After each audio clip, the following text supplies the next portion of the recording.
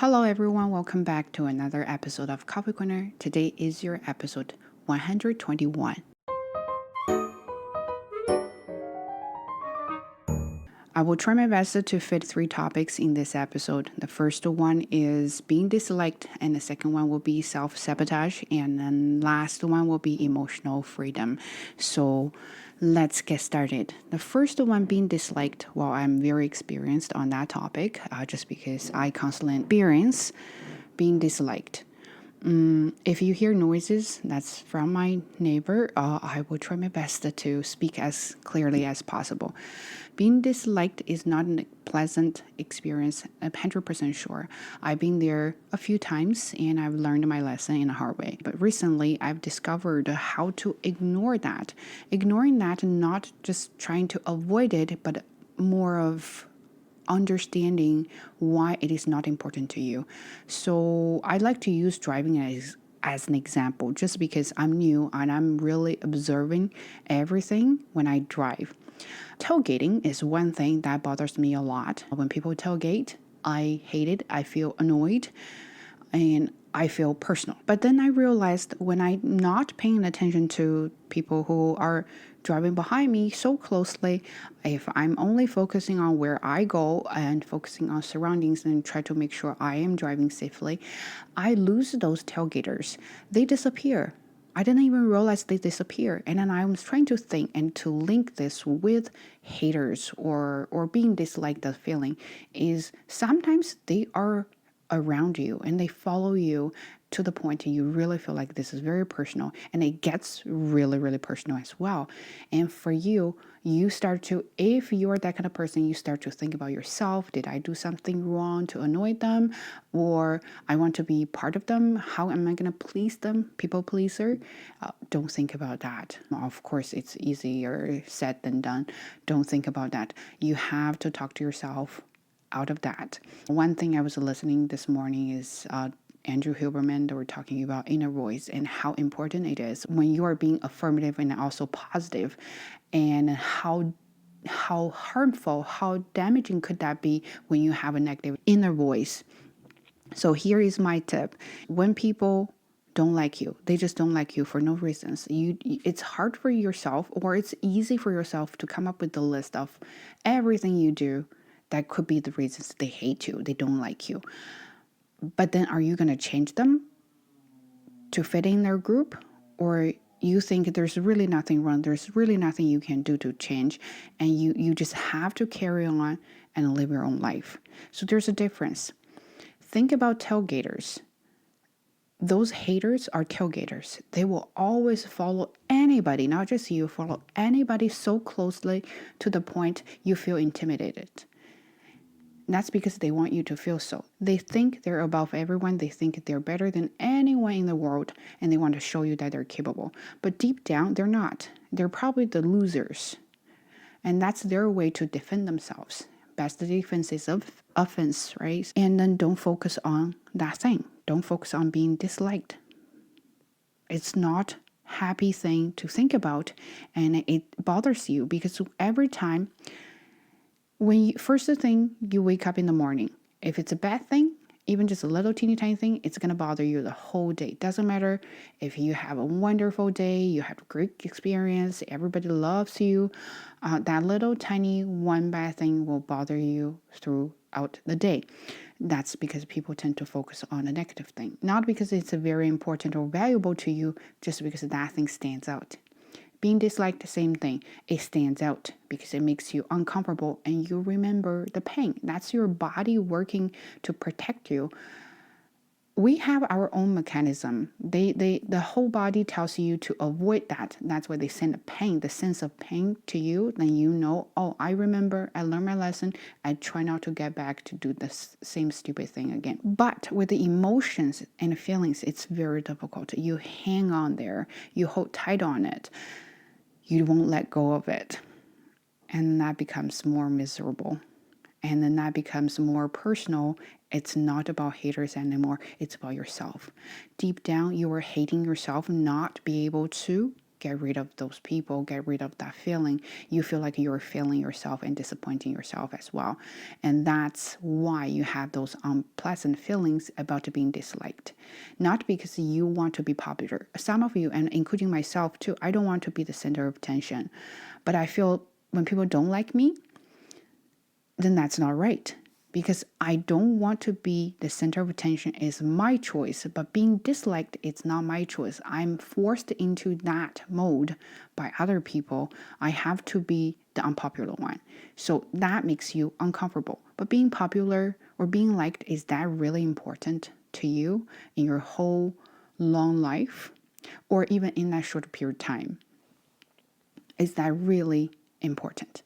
If you cannot get rid of those people, or if you cannot change status quo that moment, all you can do is to focus on yourself. I was sharing my experience, my story with some of friends out on streaming. I said when I was bullied in university, all I could do, because I could not quit the school, and my parents were not going to come to fight for me just because I'm an adult. I can't ask my parents to fight for me like I was a kindergarten kid, right? So you focus on something more meaningful, more important for you. Focus on something that would change your life, change your trajectory in the future, that you can totally get rid of those people. Work hard, make yourself capable, make yourself outstanding, make yourself be able to have more choices in your life so you don't have to worry about those people. It's going to be painful because you're going to have to spend a lot of time with those people, which is inevitable. And you're going to have to deal with their opinions and judgment and everything around you because they are just around there in your life. But if you can focus on one thing and you automatically ignore the other thing, and that will make your life a little bit lighter, a little bit livable. So do that. If you are still students, focus on studying. If you are working right now, you have a job, maybe you don't like your jobs or you don't like your colleagues or your bosses, don't worry about that. Take advantage to learn as much as possible. Do as much as possible. And look out for an opportunity. And maybe there's something you can jump right out of this circle and jump in the other circle and start a new life. But you have to accumulate as much as you can. Don't pause. That's important. A lot of people would say, wow, at this moment, I'm not feeling it. I'm going to pause. I'm going to focus on my emotions and feelings and the situations or those people. You pause your learning journey and you're hurting yourself. Never pause your learning journey. Think about something you can learn that is related to what you want to do in the future and make relevant. Make it that way and go that direction. That's what you can do when you are disliked. And to be quite honest, saying this as a older sister to you is I've been there, and a lot of people are gradually disappearing in my life, inevitably. Just you can't control it. We have different lifestyles, different values. They will go to a different path. You too. And all the cherishment, all the care you put in, they were wonderful or not, they were gone. You know what I mean? They're not with you at this moment. You every day is a new day. Every day you're working on something new for tomorrow. So that's what you need to think about. So that is the first thing about being disliked. Second thing is self-sabotage. So I am currently trying to finish the book. Maybe you should talk to someone. I really like the book, but that book itself takes a lot of time and effort to digest. I need to read slowly and think carefully. So I was reading this part about self-sabotage and then thinking about myself. Have you had moments that you need to get your homework done, but you could do anything that you don't like to avoid the thing you should do? You will find the least favorite thing on your list to do first instead of doing your homework first. That's called self-sabotage. She was talking about self-sabotage about herself because she needed to start to write the book about happiness, but she didn't want to, so she started a lot of missions other than writing the book. And then found out, and with her therapist, talking about self-sabotage. And she thought in her first mind it was about avoidance because I want to avoid things. But the therapist, actually brought this up saying, uncertainty. You're not avoiding, you're not sure what's the consequence if you do it. And we don't like things we don't know. That's a self-sabotage when she was talking about it. And I was thinking about myself that before I published the journal, it could have sped up a little bit. But because I avoided it so much to the point I could tell myself was just dragging. Now thinking about it is I was scared of what was coming up. I don't know if it's going to be a result or it's going to be a repercussion. If I do it, there is going to be a result or consequence or repercussion, but I don't know which one is a positive one or negative one. But if I don't do it, it means that won't come. If that won't come, means I won't have anything, positive or negative, doesn't matter, but I don't have to face it. It's some sort of avoidance, but more of fear of uncertainty. The interesting thing about it especially was about sending that in for a review. I hate those reviewers.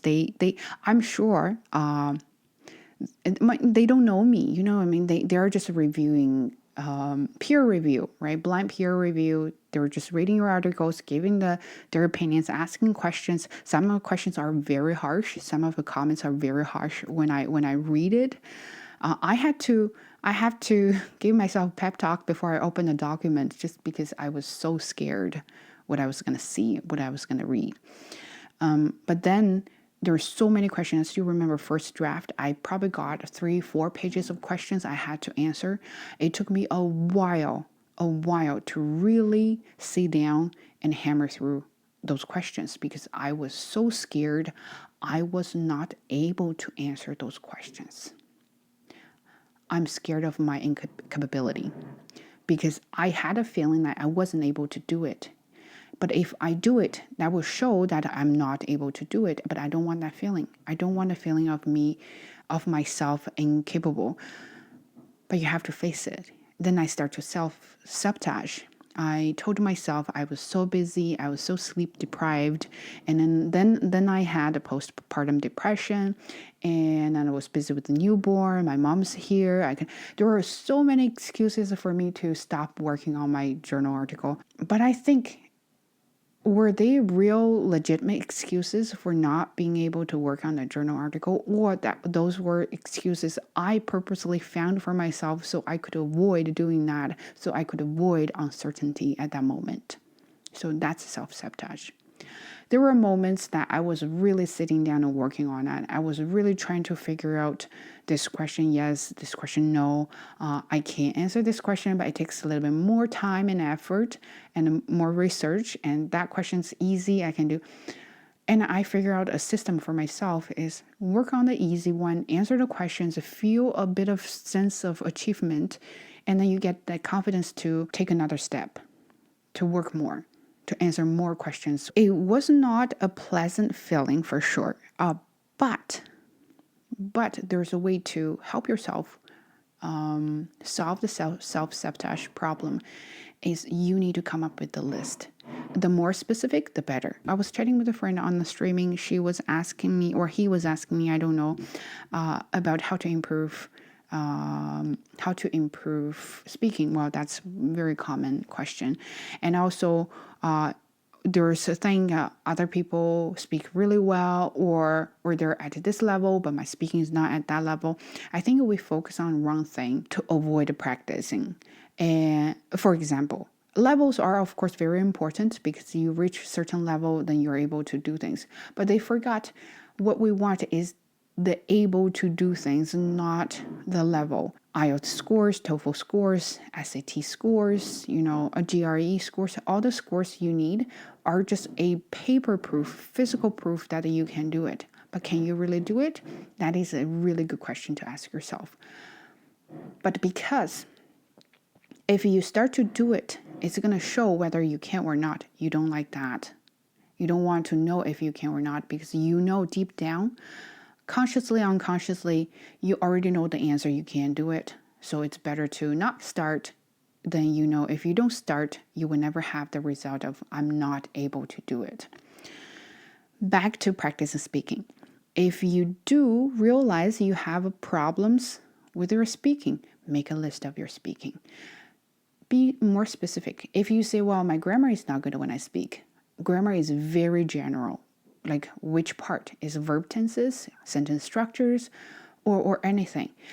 You say, oh, my vocabulary is not good. What do you mean by vocabulary is not good? Is that you want to use advanced vocabulary you can't use, or is that you don't have enough vocabulary to express your ideas, or which one? And pronunciation or even accent, those kind of things. They look or they sound specific, but they are very general.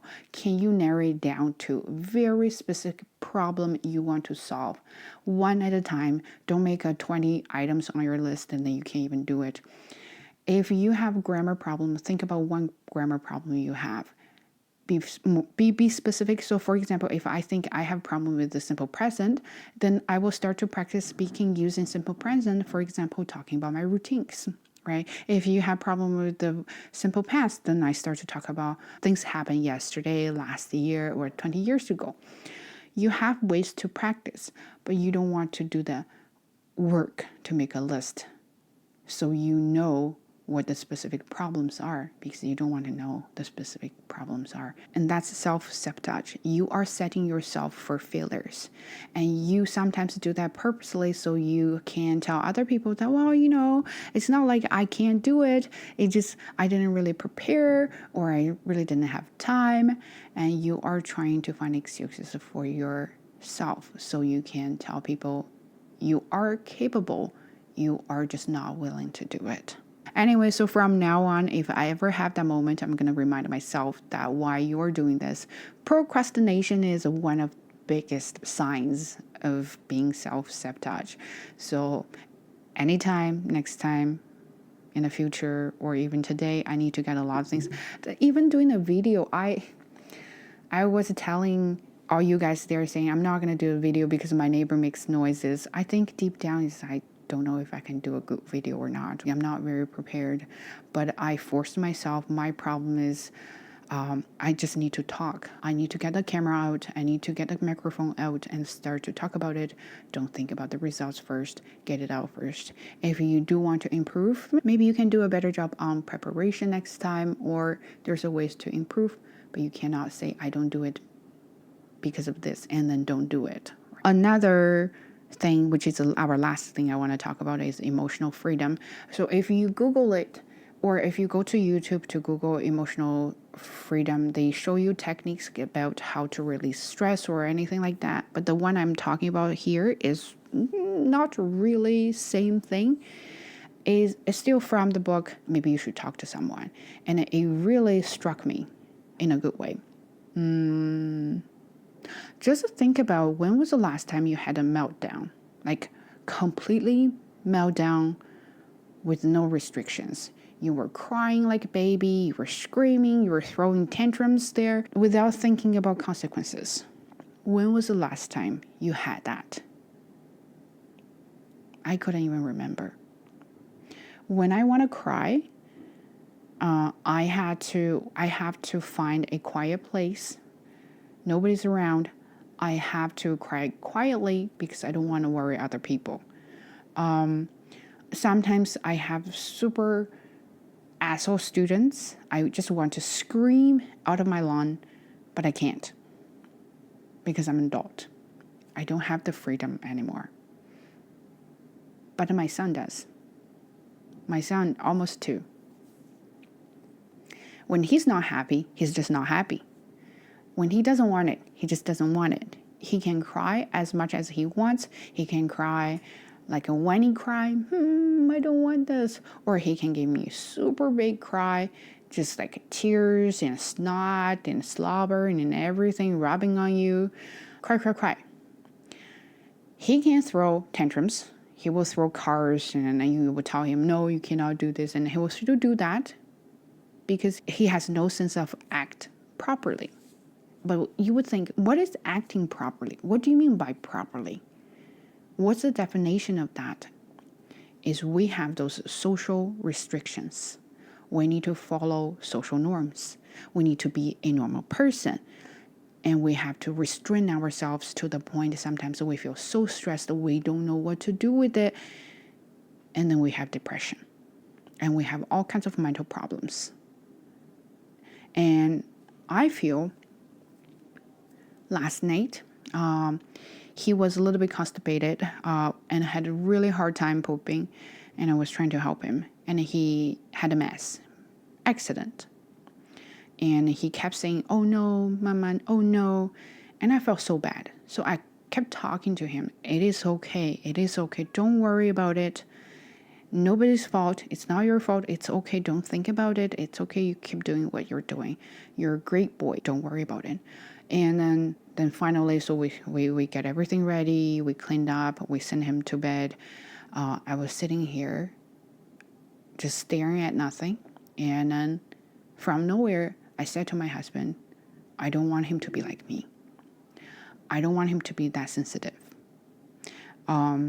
Because being sensitive means you have the least emotional freedom. You care about other people's emotions, feelings. You care about what other people think. You're worried they're not going to like you. You're going to make them unhappy. But you never cared about yourself because you've lost that freedom to express your own emotions in an explicit way. When you lose that freedom, you're more likely to be stressed and depressed, and you are more likely to have mental health problems. So my way to cope with emotional freedom challenge is to release my emotions. It's not easy. Now you might think, well, of course you can go do this. Physical activity will definitely help.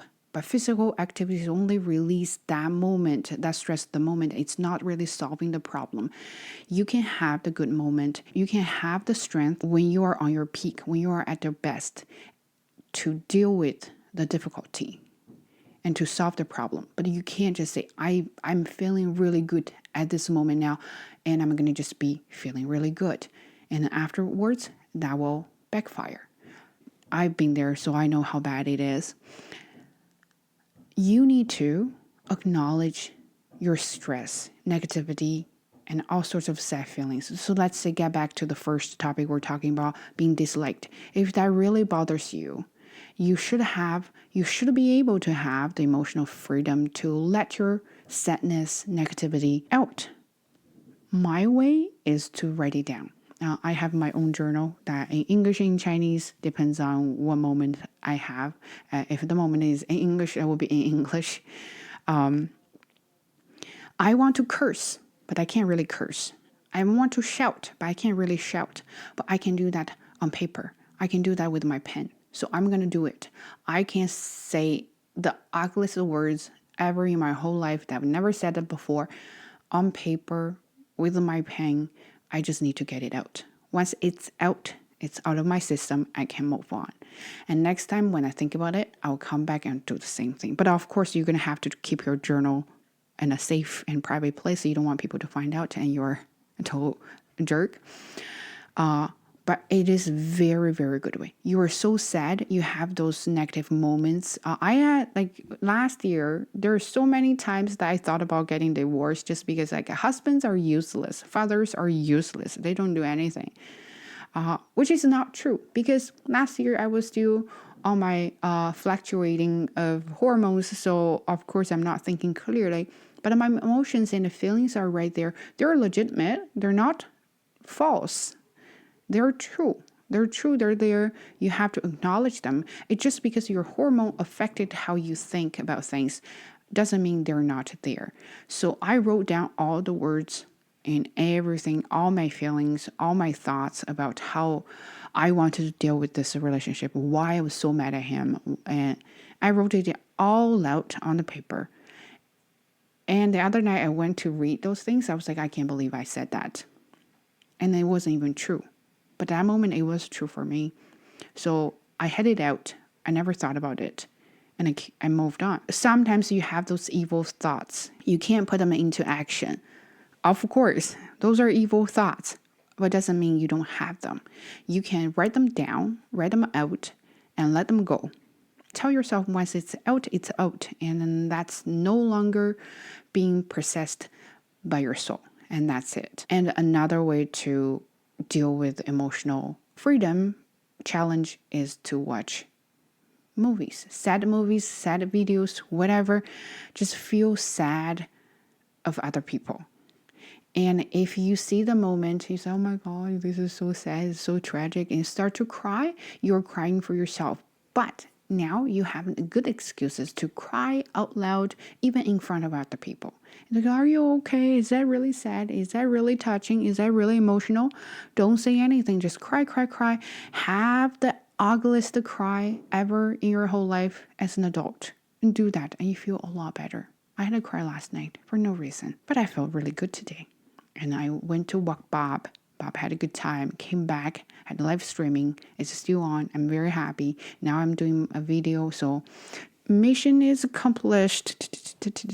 And I feel a sense of accomplishment, and also I feel like I'm overcoming self-sabotage. And it's another good thing on my list. So what I'm trying to say is those things are real problems out there. We just don't see them. They are like part of our routine.